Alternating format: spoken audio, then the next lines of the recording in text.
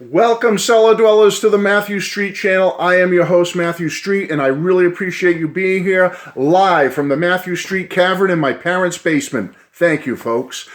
And folks, the great films of all time, the classics. Citizen Kane, I could name a million. The original King Kong from, I think, 1933. Charlie Chaplin films, the Marx Brothers, the Three Stooges, Abbott and Costello. How about all the Universal monsters? Dracula, Frankenstein, the Wolfman, the Mummy. Now, could you imagine with the technology in 2022 if we colorized all those films? What would you say to that? You'd probably say, most of you film buffs would say a resounding, no way, Matthew. Do not touch those classic films and attempt to colorize them. And I totally get it. I'm totally with you. I totally understand. But what about these two classic films? Or this one, let me say one first. Do you consider this to be in that category of all the others I just named? Should this be colorized? Now, you're probably saying no, right? Because that's what I would say. It's a classic. It was made in black and white. That's the way it was. Leave it as is, right? But now this one, would you want to see this one transferred to black and white?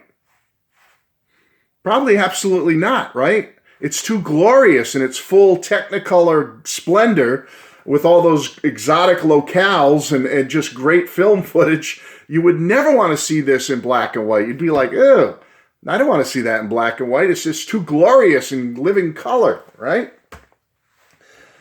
Now, what about the people in the UK when this was first aired, Magical Mystery Tour, and it was shown in black and white, and it bombed? Because this is a film, if you're going to see it, you want to see it in its full color glory. And that was interesting how it was shown on British TV back in the day in black and white. Obviously, much better film in color, in my opinion. I mean, that goes with something like this. You'd never want to see Yellow Submarine in black and white, would you? I mean, when I was a little kid, I think I saw, they used to have a double feature on the UHF channel near me that would show A Hard Day's Night and Yellow Submarine as a double feature like once a year. And we had this little crappy black and white TV, I'm sure. So I must have seen this in black and white, I'm guessing.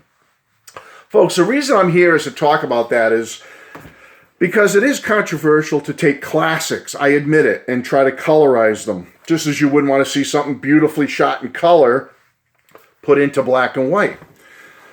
But what about taking some Beatles film footage, and if the technology allows for it, to attempt to colorize it? Would you be for that? Ron Howard did a little bit of it in the film 8 Days a Week. The Beatles Anthology did it a little bit, like with the clip for All You Need Is Love. They colorized it. My opinion on that stuff is I am all for that. I see no problem with that. No, colorizing A Hard Day's Night, I'm with you. Don't do it. It's a classic as is. It's a film, standalone film as is. But when we're talking about Beatles promo clips or news footage or live footage that's been shot, you know, them playing in their 65, 66, or 64 world tours, why not colorize them if we have the ability to do it? Because I'm here to tell you, it does make for a much better viewing experience.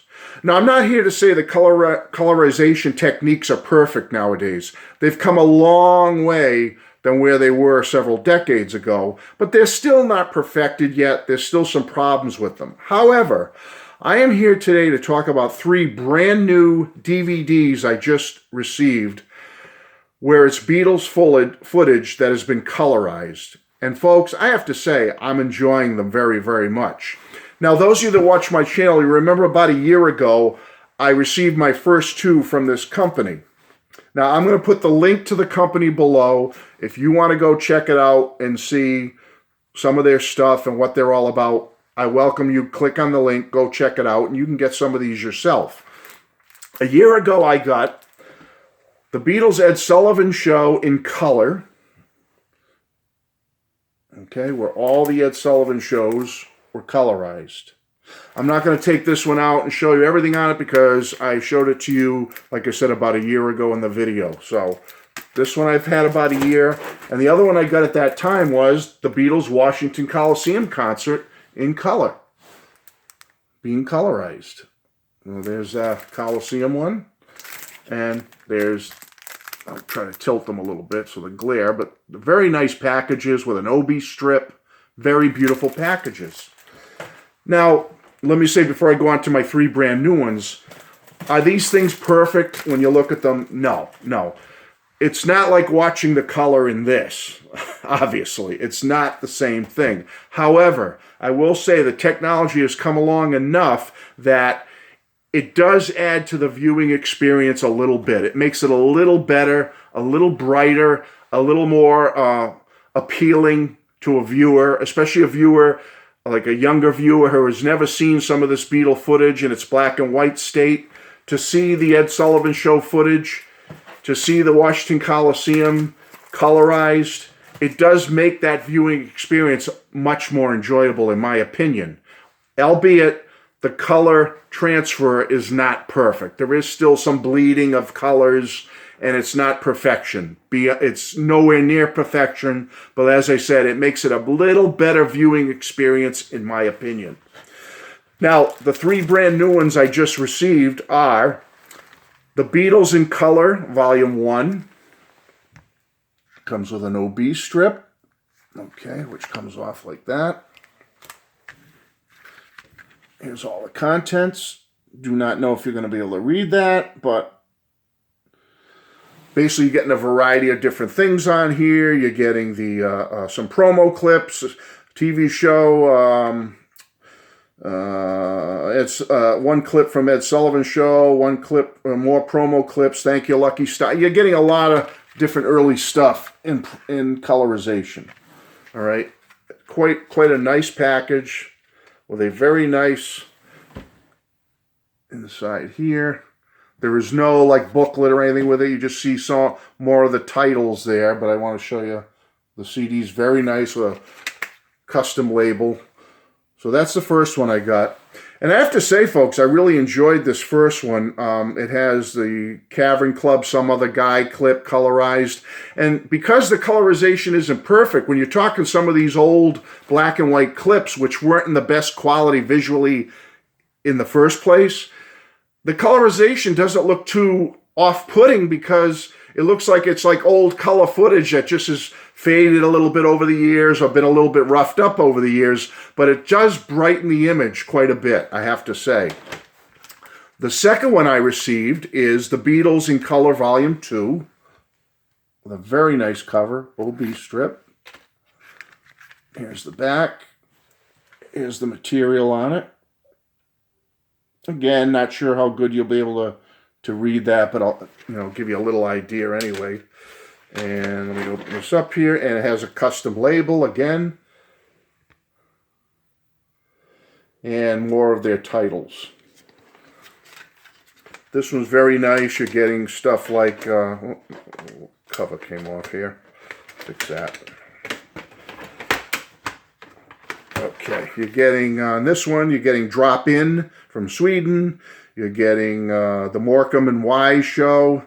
You're getting It's the Beatles special from December 63. And you're getting several songs, standalone songs, like music videos from A Hard Day's Night, the film. So that's pretty cool.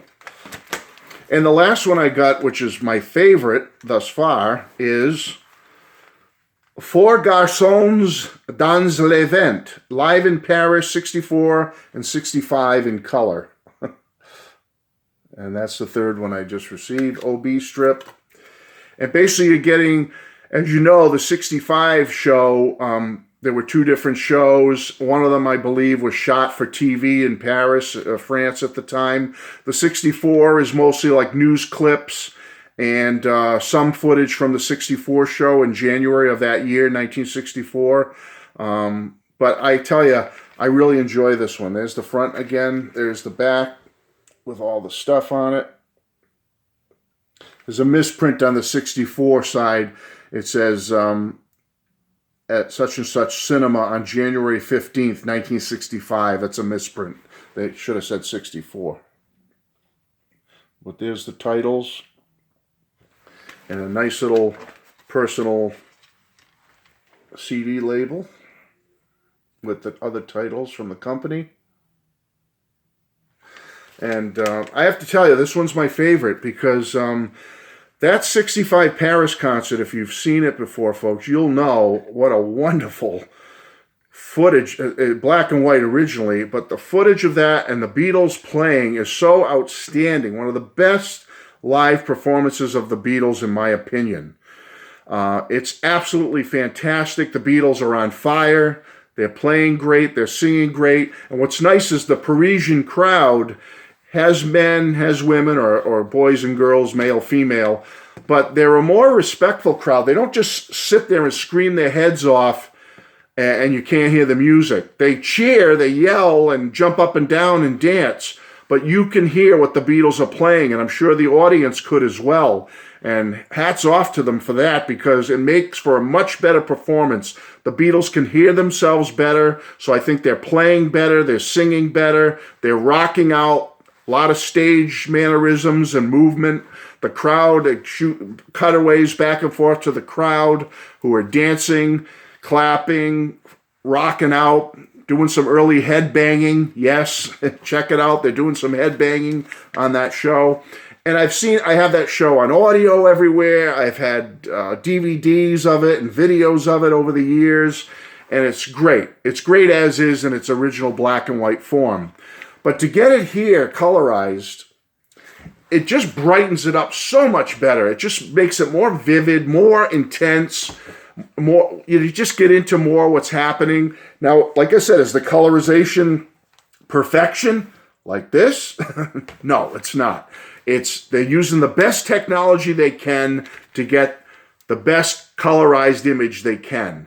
It's not going to be perfect. So if you order these, don't expect perfection. They're not. I'm the first to admit it. However, viewability, or just the overall viewing experience, I think makes it better than when we saw the original in black and white. That's just my opinion.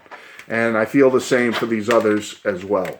I just feel the colorization, it's not something that interferes into what the film was, whether it be a promo or a newsreel footage or whatever, because it could have been shot in color. You know, it's not something like A Hard Day's Night, which is a cinematic piece, which should be left alone, like Frankenstein, Dracula, Citizen Kane, and the Three Stooges. You know, I admit it, this should not be colorized. It is what it is. It's a classic. But when we're talking simple promo films, simple footage of the Beatles live in concert, why not? If we can colorize it and make it more interesting and enjoyable for viewers and younger viewers coming into the Beatles, I'm all for it. I think it's great. So, folks, I'm going to put the link to the company where you can check these out and go there, because they give you 2-minute samples of each DVD of what it looks like. They'll give you a little sample you can check out before you purchase. And if you don't like it, if the colorization isn't up to snuff for you, don't get it. But as I said, I just think it makes the footage come alive so much more than when it was in black and white. Not perfection, but good enough. Good enough for me to spend a few bucks on some of these to have on your big screen TV with big stereo sound and see some colorized Beatles rocking out on stage. Why not? I think it's great. So, folks, that's it. As I said, Beatles Volume 1, Beatles in Color Volume 1, Beatles in Color Volume 2, Four Garçons dans le Vent, live in Paris, 64 and 65 in color. And don't forget my two others, which I showed you last year. The Ed Sullivan shows, all colorized in this manner, and the Washington Coliseum concert as well. And I'll put the link to that video below, along with the link to the company where you can get these. Thanks for being here, folks. Hope you enjoyed this video. God bless you all. And from the cavern in my parents' basement, this is Matthew Street. Take care.